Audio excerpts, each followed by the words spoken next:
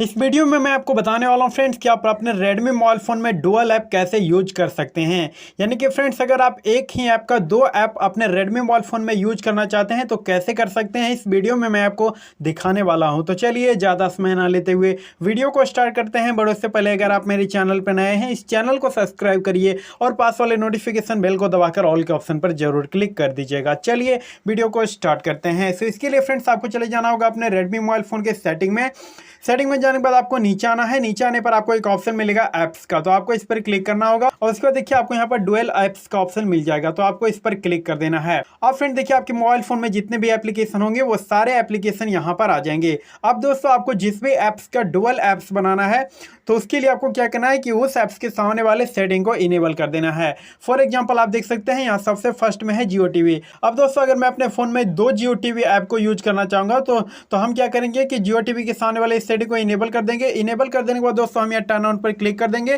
तो उसके बाद दोस्तों हमारे फोन में जो है जियो टीवी का दो ऐप हो जाएगा। अब दोस्तों देखिए मैं आपको दिखा देता हूँ। तो उसके लिए फ्रेंड्स हम यहाँ से जो है ऐप को ओपन कर लेते हैं और फ्रेंड्स आप यहाँ पर देख सकते हैं कि यहाँ पर जो है दो जियो टीवी का ऐप आ चुका है और दोस्तों हम चाहें तो इस दोनों ऐप को इस मोबाइल फोन में यूज कर सकते हैं। इसी तरीके से दोस्तों अगर आपको किसी और भी एप्लीकेशन का डुअल ऐप चाहिए तो उसके लिए आपको उस ऐप के सामने वाले सेटिंग पर क्लिक करके उसे इनेबल कर देना है, तो उसके बाद उस ऐप का जो है डुअल ऐप आपके Redmi मोबाइल फोन में हो जाएगा। तो इस तरीके से आप जो है Redmi मोबाइल फ़ोन में डुअल ऐप को यूज कर सकते हैं और आप एक ही ऐप का डुअल ऐप चला सकते हैं। उम्मीद करते हैं वीडियो आपको पसंद आया होगा। अगर वीडियो पसंद आया है इस वीडियो को एक लाइक करिए, चैनल पे नए हैं तो सब्सक्राइब जरूर कर लीजिए।